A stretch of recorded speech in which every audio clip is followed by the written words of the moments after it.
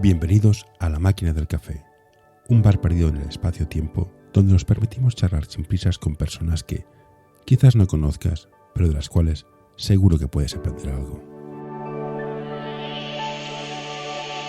Hoy tenemos con nosotros a William Villalobos. Señor William Villalobos, CEO de Core Regulatorio y abogado partner de Hulbert Boll y Abogados. No está mal. Un gusto, José, y muchísimas gracias por la invitación a conversar un rato en este podcast. El placer es mío. Me gustaría saber quién es William Villalobos. Veo que es abogado, lo cual es obvio, pero ¿tu especialidad es derecho público-privado o todas las relaciones entre el Estado y las empresas privadas? ¿Esa es tu área de experiencia? Básicamente me dedico fundamentalmente a lo que es el derecho energético y la regulación económica, sobre todo lo que tiene que ver con el derecho administrativo económico y justamente esas relaciones entre el Estado y los distintos entes públicos del Estado y el Estado con particulares. Pero fundamentalmente en sectores muy específicos como lo es el sector energético y el sector telecomunicaciones y servicios públicos en general. Aguas, todo este tipo de cosas. Exacto. En el caso de Costa Rica sería agua, transporte, modalidad autobús, transporte de taxi, puertos, aeropuertos, infraestructura. ¿Y cómo ves a día de hoy la colaboración entre el Estado y las empresas privadas para dar un mejor servicio a los usuarios a nivel de energía, agua, telecomunicaciones? ¿Ves que son muy reacios a soltar el poder o están dispuestos a compartirlo? En el caso costarricense es bien particular. Todavía persisten muchos monopolios, a diferencia de lo que ha sucedido en el caso español desde los procesos de liberalización a finales de los 80s. Acá el sector eléctrico es un sector que todavía está en monopolio, no hay competencia efectiva. En telecomunicaciones sí, ¿verdad? Y esto pues genera muchas particularidades porque encontramos algunos sectores reacios al cambio. Por ejemplo, en el caso del sector energético, las empresas distribuidoras han tenido que sentir, como decimos acá, un poco el ácido de entender el rol que están teniendo los consumidores como prosumers, ¿verdad? En el caso de generación distribuida. En el caso de movilidad ha sucedido cosas interesantes, por ejemplo, con la llegada de plataformas de transporte colaborativo, el caso de Uber, el caso de Lyft, BlaBlaCar y demás, ¿verdad? De estas plataformas que existen en el mundo. En el caso costarricense, particularmente Uber ha sido la plataforma de mayor éxito junto a Didi y otras que hay por acá. Pero han supuesto todo un reto porque es entender que el Estado, en la forma típica de prestar servicios, su modelo se le agotó, ¿verdad? Y ahora tenemos usuarios más empoderados y el reto que tiene el Estado en aquellas actividades donde presta servicios es cómo fidelizar al usuario, ¿verdad? ¿Cómo hacemos para que la persona sienta placer en montarse en un taxi con la misma alegría que le pasa cuando se monta en un Uber, por ejemplo? Pero ahí esas son las brechas que tenemos acá. Y en tema de energía, veo que eres uno de los personajes más influyentes en el derecho energético, al menos por lo que he estado leyendo. ¿Cómo ves todo el tema de la energía sostenible, la energía eólica, solar y el autoconsumo, que creo que es lo que al final rompe todo el monopolio? Aquí en España no es fácil el modelo de autoconsumo porque te ponen muchísimas trabas, los paneles solares, los permisos del ayuntamiento, el Estado. Allí es más fácil, teniendo en cuenta que eso es un país que tenéis mucho sol, si mal no me equivoco. En el caso costarricense, el tema del autoconsumo ha sido realmente una lucha de David contra Goliat. Lo pondría en esos términos. ¿Por qué razón? Porque en el caso... Existen dos tipos de empresas de marketing y tecnología, las que saben venderse y las que saben hacerlo. Como ves por este anuncio, nosotros somos de las segundas. Visítanos en anorta.com y descubrirás qué podemos hacer por ti. Costarricense nos ha tocado empezar a abrir camino contra las empresas distribuidoras que son las que tienen la responsabilidad del suministro energético como servicio público acá en el país.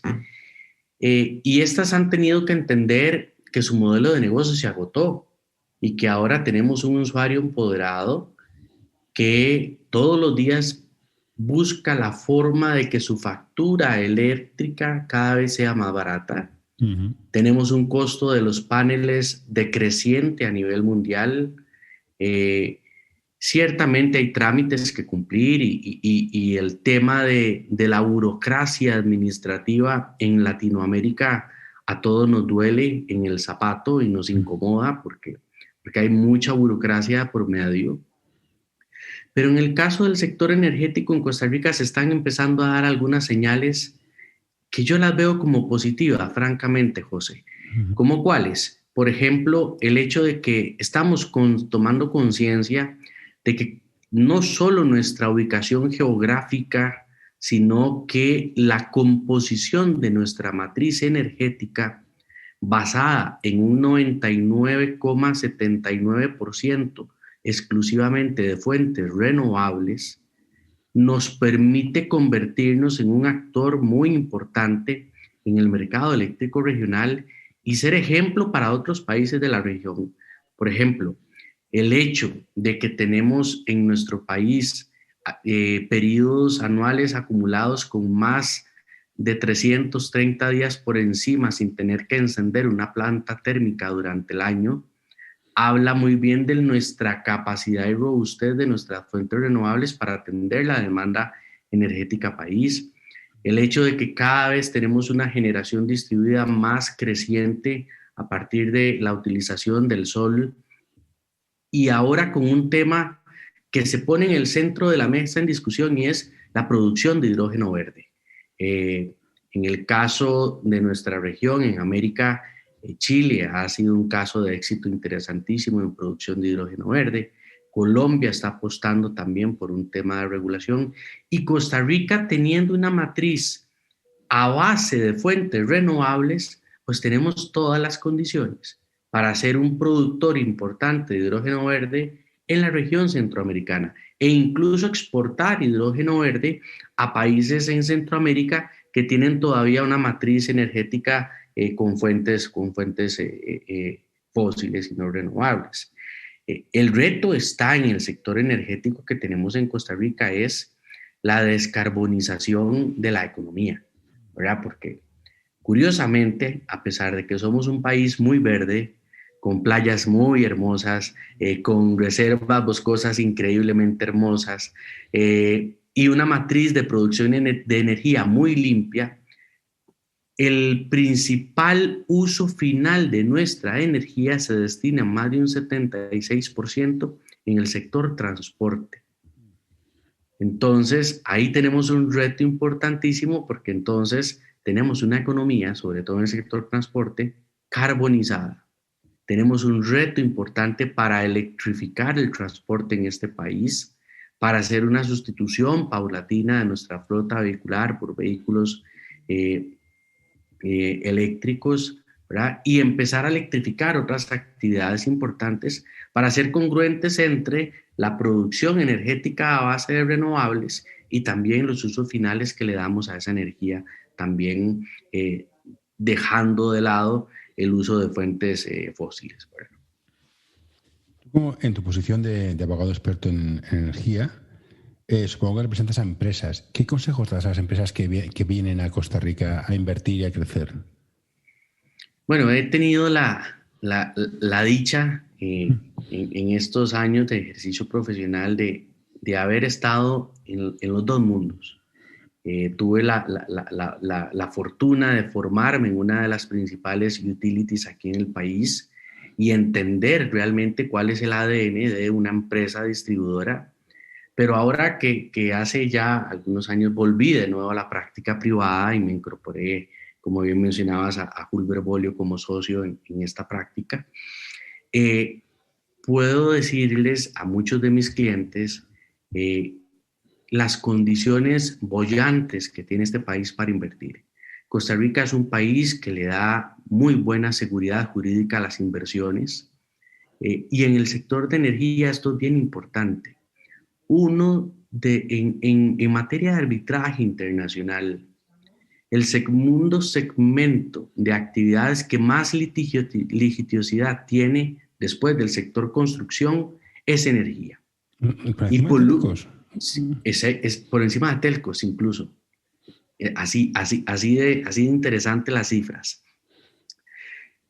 Y en Costa Rica, los litigios y arbitrajes por temas derivados del sector energético solo hemos tenido 2, ¿verdad? Eso es un signo importante de seguridad al inversionista como país, porque al final el inversionista extranjero que viene a realizar una actividad económica necesita que ese país donde se va a radicar pues le brinde seguridad jurídica a sus inversiones, le fije reglas de juego claras. Eso es importantísimo. Y Costa Rica ha venido entendiendo que si quiere mejorar su competitividad país, efectivamente necesita sí o sí establecer reglas de juego claras para los inversionistas, pero además necesitan también los inversionistas que los procesos y los trámites cada vez sean más ágiles y cada vez sean más expeditos. Algo que también ha venido pasando, José, en el sector, por ejemplo, que yo asesoro en el sector energético, es que el cliente está entendiendo la necesidad de la especialización de los abogados en estos temas. Históricamente, y es una crítica constructiva, no quiero ser irrespetuoso en esto, pero muchas de las empresas en Costa Rica que han estado asesoradas en temas energéticos han estado asesoradas por abogados que se dedican a la práctica corporativa como tal, sin tener una formación profunda, propiamente sustantiva del derecho. De ahí que entonces, poco a poco ya muchos actores, desde el regulador, desde el rector de la política pública, desde los que participan en el segmento de generación, transmisión, distribución y como otros players del sector privado, están entendiendo la necesidad de contar con una especialización muy fuerte de la óptica del ejercicio jurídico de los abogados en el derecho energético. Sí, esto no ofendes a nadie. Yo vengo del sector de la tecnología y llegaba un punto que tenías que especializarte o hacías sistemas, hacías redes, hacías servidores. Es normal, pasa cada vez más y te especializas por sectores. En tu caso es energía y la gente, claro, y las empresas lo valoran más porque un experto en un área evidentemente es mucho más práctico que un abogado que sepa mucho de corporativo, pero al final el mundo energético tendría que estudiar demasiado para que fuera rentable.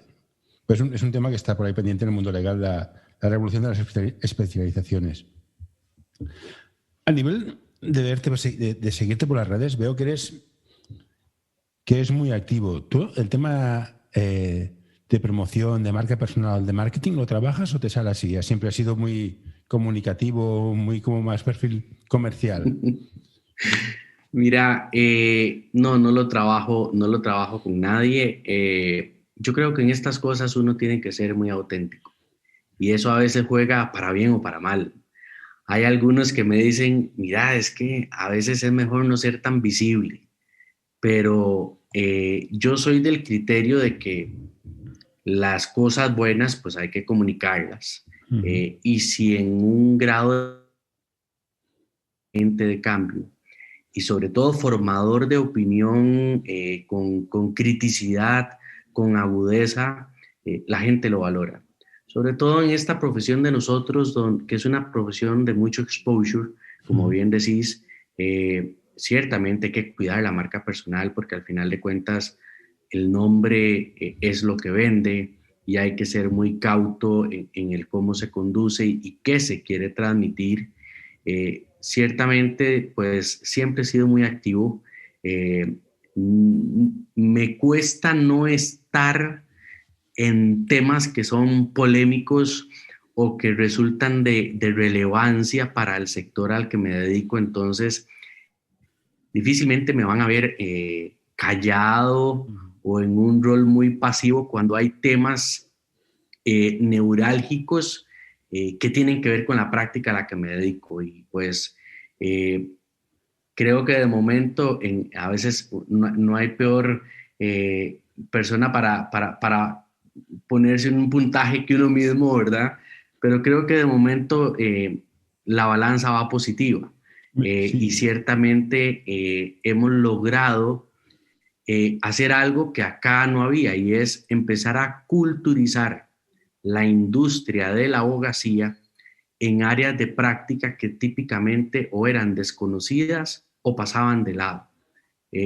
Así que pues pasamos muy activos, ciertamente, sin nadie que nos asesore, procurando ser cautos y prudentes en lo que decimos, eso sí. Bueno, ahora te hablaré yo como pseudo experto en marketing.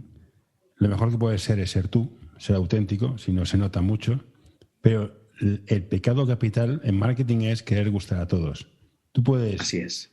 Tú puedes gustar a alguien o que alguien te odie. Eso es aceptable. Lo que no puede ser es que seas indiferente. Ese es lo peor que puede pasar.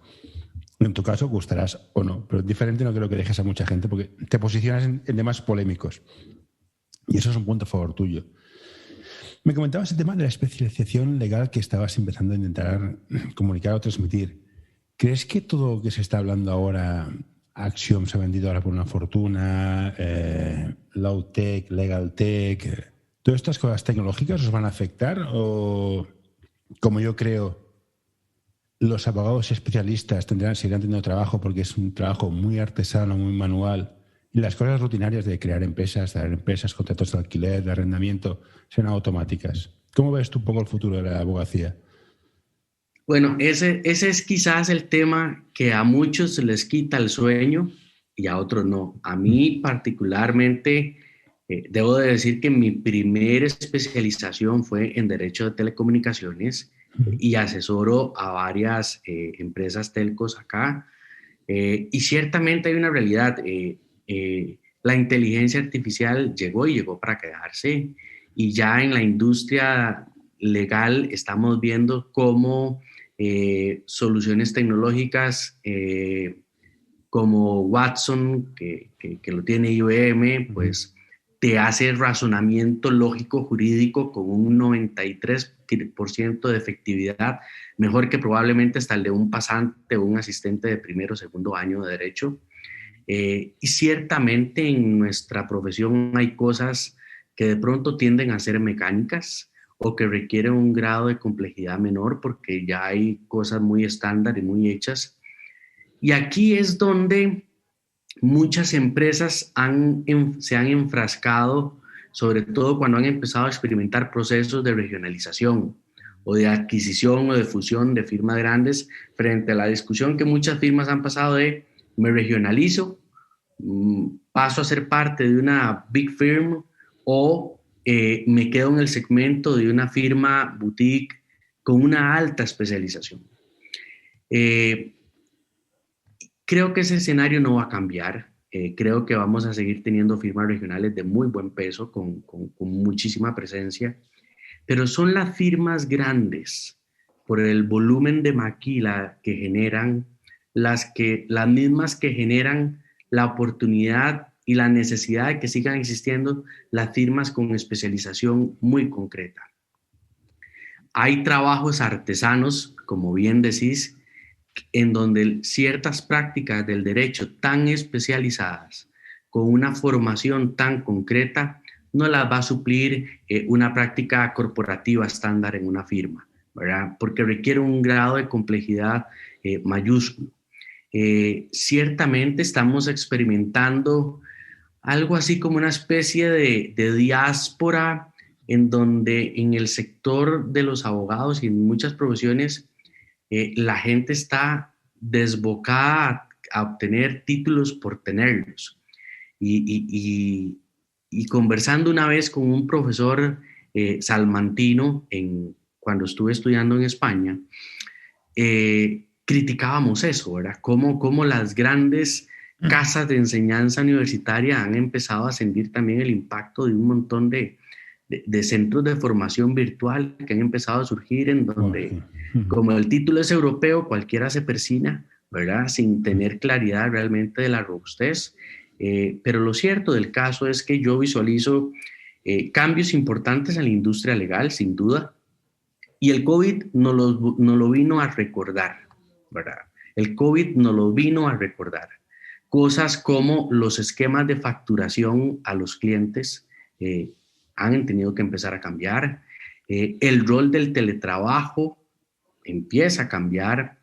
La necesidad que tiene hoy el cliente de que a la postre ya no importa tanto qué tan bonitas o qué tan confortable es tu sala de reuniones, ¿verdad? O el lobby de la firma, cuando yo como cliente lo que estoy buscando es conectividad e inmediatez en la comunicación. No importa ya dónde usted esté. Yo hoy viernes estoy desde mi casa, no he parado de trabajar. El cliente en realidad poco le importa dónde yo esté. Lo que necesita es que le responda el email rápido, que si me comprometí con enviarle el contrato a las 3 de la tarde, a las 3 de la tarde lo tiene. Que si tiene una consulta de 3 minutos, nos conectamos en Zoom, en Teams o un WhatsApp y se resolvió el problema. Entonces eso también ha venido a reculturizar muchas veces el rol de algunas firmas y algunos abogados que creen que trabajo es sinónimo de presencialidad. Creo que eso ya quedó en el olvido. Trabajo es sinónimo de comunicación, virtualidad y respuesta inmediata. Estés donde estés. Entonces, ciertamente en este proceso, como todo, creo que van a haber firmas que se van a quedar en el camino, profesionales que no van a entender la necesidad de la adaptabilidad al cambio. Y en el caso de las firmas y abogados que tienen prácticas muy particulares, distintas a lo normal o a lo mayoritario, pues creo que más bien van a seguir teniendo mucho más trabajo porque la industria legal se está volviendo cada vez más especializada en ciertas transacciones complejas que estamos viviendo. A nivel legal, ya que estás en el mundo de la energía y en el mundo de las telecomunicaciones, ¿el derecho será cada vez más universal o será cada vez más regional? Me explico. En temas de tecnología y telecomunicaciones hay delitos o situaciones que abarcan 4, 5, 6 países con jurisdicciones distintas, con lo cual es complicado. ¿Habrá una tendencia a hacer una ley universal o la regionalización sigue siendo muy importante? Es una excelente pregunta y creo que va mucho en función de algunas prácticas en particular. Ciertamente hay regiones que tienen ya algún derecho común, en el caso centroamericano, hay algunas normas que son aplicables a todos los países en Centroamérica. Ni hablar del derecho de la Comunidad Europea, ¿verdad? Bueno, que ya tiene reglas muy consolidadas. Pero se está dando, pienso que en el sector sobre todo de telecomunicaciones, en lo que algunos ya hoy les da por llamar el derecho digital, ¿verdad? En este tópico, en lo que tiene que ver con protección de datos, infocomunicaciones, inteligencia artificial, se está dando un fenómeno muy interesante. Y en esto hay que decir que Europa fue el que vino quizá a poner esa necesidad de exportar reglas comunes indistintamente el continente. Y el mejor ejemplo fue la GDPR de la Unión Europea, ¿verdad? El Reglamento General de Protección de Datos, que vino a sentar efectos transfronterizos a países en donde ni siquiera estaban preparados para ello. Por ejemplo, como el caso costarricense, ¿verdad? Cuando uno lee la norma general de protección de datos y dice uno, bueno, si yo tengo un cliente, si soy una universidad acá en Costa Rica y tengo un alumno de España y está realizando sus actividades académicas dentro del sitio virtual, del suite virtual de la universidad, pues automáticamente me aplican las reglas de la GDPR solo por el hecho de ser un estudiante de la Comunidad Europea y vamos, antes eso no era previsible, ¿verdad? Cualquiera podría decir, ¿y dónde está el Tratado de Derecho Internacional suscrito por el Parlamento costarricense para que...? No, no, no, quedó totalmente de lado. Entonces, sí hay una tendencia a la internalización en algunos casos muy en concretos. El tema de protección de datos me parece que ha sido quizá el más ejemplificante por todo lo que significa el derecho del Internet y las reglas unívocas que tienen que aplicarse. Otro ejemplo, José, que sé que no es ajeno para vos, es el de la neutralidad tecnológica. ¿Verdad? Y toda la discusión que ha habido entre operadores, telcos y reguladores con el tema de hasta dónde aplicar la neutralidad tecnológica, ¿no?, entre países. Son ejemplos de esta transformación que nos está trayendo todo este entorno digital, ¿verdad? No, esto afectará. Bueno, ya Europa está mirando temas de inteligencia artificial, la información que se tiene. Bueno, esto afectará. Ahora, saltando un poco del tema, en tu presencia en redes veo algo que me llama la atención. Vas mucho en bicicleta. ¿Es una afición que tienes de pequeño? ¿Ves alguna relación entre ser abogado y ciclista? Que el ciclismo es un deporte de sufrir muy en solitario. Esa subida cuesta mucho. Ponle un plato de 40 que si no subo.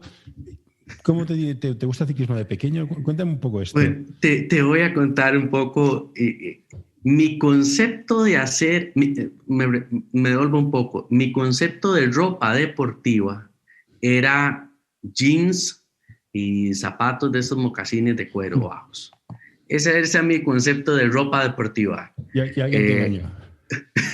Y alguien me engañó. Uno de mis mejores amigos tenía por lo menos unos 4 años de estarme insistiendo, tenés que hacer algún deporte, porque ni siquiera patear una bolsa de basura, ¿verdad? Hacía. Entonces, se vino la pandemia y finalmente estaba engordando, estaba aumentando de peso y un día le dije, Manolo, acompáñame porque ya voy a comprarme una bicicleta. Él es un ciclista experimentado y yo tenía un presupuesto un poco más conservador. No. Y me dijo una frase que usamos aquí en Costa Rica en la jerga de los ciclistas y es que aunque el muñeco no camine, tiene que verse bien. Entonces, pues me embarcó literalmente, tuve que comprar bicicleta, todos los accesorios y claro, la primera semana casi me muero y ahí he estado poco a poco. Y me ha gustado, debo decir que me ha gustado porque nunca he sido así como que muy diestro con la motora para otras actividades. La disfruta en solitario ciertamente y se disfruta en grupo, tiene las dos ventajas. Uh-huh. En solitario tengo que contarte que en esas sufridas, cuando está uno en algún ascenso o de pronto en algunos planos y vas disfrutando paisajes, caminos, disfrutando muchas veces calles que pasa uno en el carro y no las disfruta de la misma manera que pasando por ese mismo trayecto en bicicleta. Y a veces una idea loca, a veces lo he utilizado mucho como ejercicio para liberar estrés de previo a una audiencia de juicio o cuando tengo que preparar algún interrogatorio de testigos o cosa parecida. En esos rides en bicicleta que se da uno, pues se le ocurren algunas preguntas interesantes para un interrogatorio de testigo, para de pronto encontrarle la salida a un problema. Y al final de cuentas es un tema de salud, porque al final de cuentas esta profesión creo que comparte similitudes con otras profesiones como las de los médicos, en el sentido de que carga uno a cuesta problemas de nuestros clientes o de nuestros pacientes. Y se carga uno mucho de eso, ¿verdad? Entonces tiene que buscar unos espacios justamente para liberar esa tensión, porque muchas veces la responsabilidad mucha, yo no me dedico al derecho penal, pero bueno, los penalistas tienen muchas veces la libertad de una persona en sus manos, los que nos dedicamos a prácticas que son un poco más contactuales, tenemos en nuestras manos muchas veces el patrimonio de años de una familia, de un empresario, y hay que tomarse las cosas con mucho cuidado. Pero ha sido una experiencia bonita, dinámica.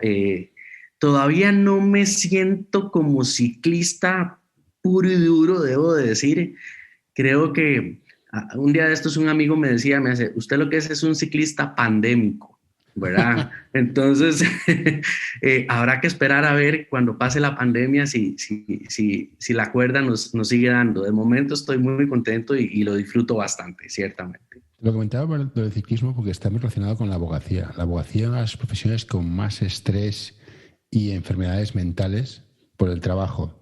Una abogada española, no sé si es conocida allí, es Fernández Echevarría, Paula Fernández. Bueno, es una abogada que se dedica a hacer temas de salud. Lo decía, es una profesión con mucho riesgo de estrés, de ataques cardíacos y que el deporte va muy bien. Entonces, pues hacías deporte y a mí, que yo también hago deporte de vez en cuando, que no lo parezca, me va muy bien para lo que te pasaba a ti, tener ideas nuevas o pensar fuera de la caja, que dicen, thinking out of the box, que dicen los ingleses. Claro. Esto lo puedo solucionar así. Este algoritmo que no me funciona, Por eso me interesaba mucho el tema de que hicieras deporte para desconectar y centrarte. Pero lo que sí me gusta, y me gusta mucho, es esas copazas de espirituosos que te tomas y esos puros. Yo me das una envidia que me muero. Yo dejé de fumar por mis hijos, porque uno tiene hijos y a dar una imagen de ser responsable, pero cuando mis hijos se independicen, quiero volver a fumar puros como tú y volver a ver ese whisky de Isla de Jura que está buenísimo. Porque ¿hay que darse recompensas al cabo del día? Pregunto. Ciertamente. Sí, debo decir que ese sí es una pasión que tengo arraigada. Es así, soy buen amante de los whiskies, me encantan, los disfruto bastante, sobre todo single malts, es lo que disfruto. El tema de los puros, he de decir que estoy apenas adentrándome un poco más en esa cultura que es todo un tema. Mi hermano mayor tiene tal vez unos 19, 20 años de fumar puros, y pues es el que me ha estado un poco enseñando y educando en el mundo de los puros, que es todo un tema. Uh-huh. Entender los sabores, los aromas, diferenciar un tabaco medio de un tabaco fuerte, entender la distinta dinámica de medidas, tamaños, tipos de hoja. Uh-huh. Lo mismo que con los whiskies, pero ciertamente te doy la razón en el hecho de que uno tiene que darse premios. Y es que, vamos, si uno no se los da, ¿quién se los da? Y al final del día termina uno vuelto loco y necesita tener esos espacios. Y ciertamente debo decir que en esos ejercicios de presión o estrés está uno trabajando y un buen tempranillo de Rioja o un buen single malt cae formidable para hacer la jornada mucho más ligera muchas veces. Pues mírate a ti, que eres un abogado de éxito, tienes una empresa propia o eres CEO de una empresa, eres partner de una empresa de abogados importante, vas en bicicleta y luces bien, fumas puros y bebes whisky. Un estudiante, un chico joven, ¿qué le dirías para que pudiera llegar a donde estás tú? ¿Qué hace falta para llegar a tu posición? Lo primero es decir que lo que yo he hecho no es nada extraordinario ni por asomo. Echando un poco la cuerda para atrás, yo no tengo así como que un apellido o que me hubieran heredado así una firma. Soy el típico ciudadano promedio que estudió con una beca, que se abrió espacios a codazos, a patadas muchas veces. Lo que sí he sabido hacer es, primero, ser agradecido.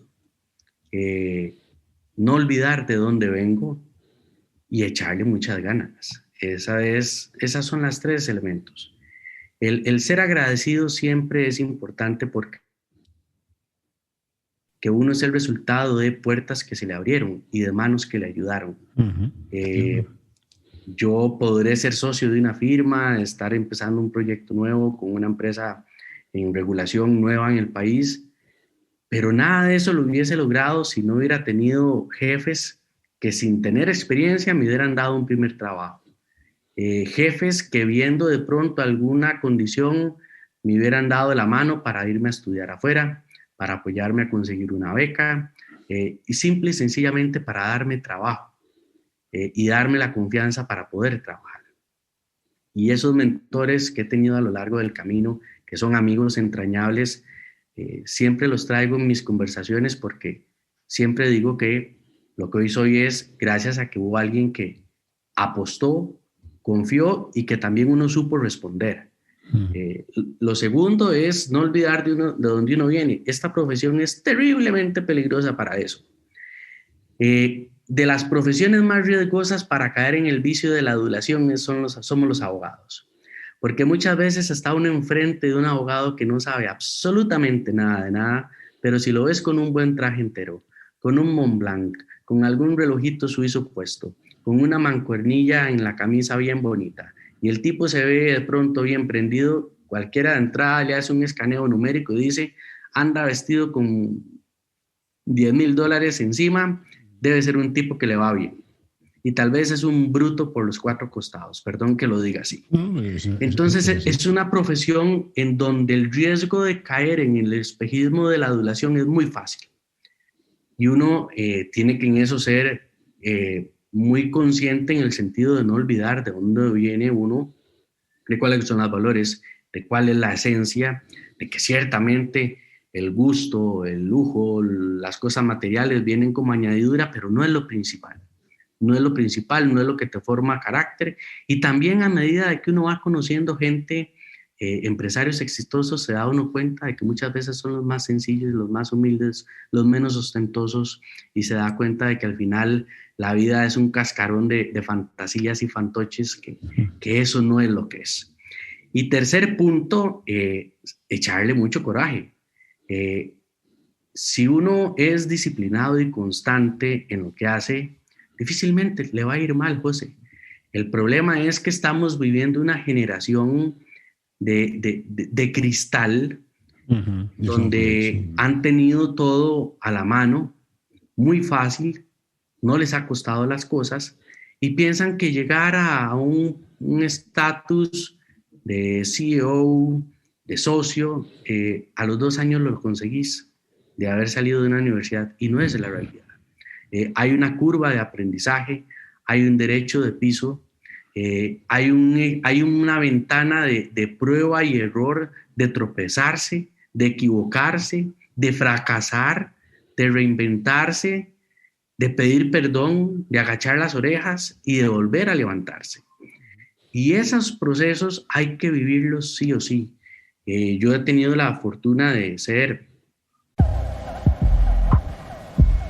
Existen 2 tipos de empresas de marketing y tecnología, las que saben venderse y las que saben hacerlo. Como ves por este anuncio, nosotros somos de las segundas. Visítanos en anorta.com y descubrirás qué podemos hacer por ti. 9 años docente universitario también, y a mis estudiantes de carrera en Derecho siempre les he dicho, en Costa Rica estamos hartos de los licenciados en Derecho, porque hasta en la universidad más barata se gradúan licenciados en Derecho. De lo que estamos surgidos en este país es de abogados, de verdaderos juristas. Y para lograr eso no se necesita plata, no se necesita apellido, no se necesita estatus. Lo único que se necesita es disciplina, humildad y constancia. Y creo que esas 3 cosas todas las tenemos. El tema es realmente interiorizarlo. Sí. Bueno, yo creo que es soy padre y firmo lo que dices. Yo es lo que digo a mis hijos, la cultura del esfuerzo. Y no te voy a pedir que hagas esto, te voy a pedir que te esfuerces. ¿Que llegas? Bien. ¿Que no? Te has esforzado, no tengo nada que decir. Y que estamos en una sociedad de que todo el mundo tiene derechos, pero todo derecho viene con una obligación. Primero cumple y luego exige. Pero este es mi punto de vista particular. Lo concuerdo plenamente. Pues para volver a cerrar, sabes que Hulbert Boli pertenece a una red de Pragma, que está en un montón de países por el mundo mundial. Entonces la pregunta sería, ¿qué ofrece tu empresa Hulbert y Costa Rica al resto del mundo para que la gente venga a invertir? ¿O qué oportunidades de negocio tú ves para gente de tu país fuera de Europa, fuera de tu país? para exportar? Hemos tenido la bendición de que ya Hulber Bolio va a cumplir 10 años. Mi socia Andrea Hulber, que además es la socia fundadora de la firma, es una brillante jurista, de las que más admiro y respeto en su práctica en arbitraje internacional. No en vano ha llevado la firma donde la ha llevado con mucho éxito, pero sobre todo, volvemos a lo mismo, ha sido el resultado de mucho esfuerzo y dedicación.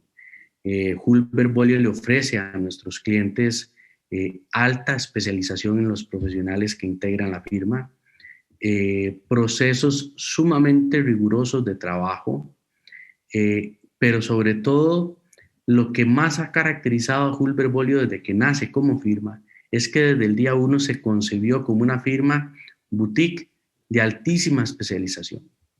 Y eso es lo que quizá nos diferencia de muchas otras firmas. En la firma se lleva un litigio especializado sumamente complejo y eso nos permite ser soporte en procesos, incluso hasta con otras firmas en que nos buscan y con áreas de prácticas distintas de lo cotidiano, precisamente por esa alta especialización de nuestro equipo. Y desde luego que el ser miembros de la red de Pragma Internacional pues ha significado una sinergia de oportunidades de negocio, de entender otros mercados legales, lo cual es importantísimo, y de generar sinergias entre firmas en los países donde Pragma tiene presencia, que nos ha permitido pues también dar a conocer a firmas de otros países el nivel de calidad y especialización que también tiene Costa Rica con sus juristas. Perfecto. Yo, humildemente, trabajo en un sector que yo puedo trabajar en cualquier sitio, no necesito oficina. Si no tuviera hijos, que realmente me iría ya. De hecho, Costa Rica es uno de los sitios preferidos para el remote working. Mucha gente se está yendo allá. De hecho, creo que he estado leyendo el periódico El Financiero, creo que es, que hay planes para atraer talento, que es la mejor idea que puede tener un gobierno. Yo traigo talento y ellos se generan riqueza. Y hay planes para hacerlo. Yo, de hecho, si pudiera, yo me iría a vivir a Costa Rica porque se vive bien. Pero es bienvenido. Hace siglos, ¿eh? Es que yo me voy en los 90, ya se ha hablado como destino como sedes de muchas multinacionales porque se vivía muy bien, seguridad jurídica, que es muy importante para las empresas, las condiciones laborales estupendas y un modo de vida muy, muy, muy occidental en este sentido. Claro. En todo caso, ya te he robado muchísimo tiempo, William. Pues muchas gracias por todo. Te sigo. No, ha sido un gusto inmenso. Y ojalá que esta sea la primera de otras conversaciones en el futuro. Espero que José, agradecidísimo por el espacio y seguimos conversando. Perfecto, pues cuídate. Muchas gracias. Listo, pura vida. Que estés muy bien.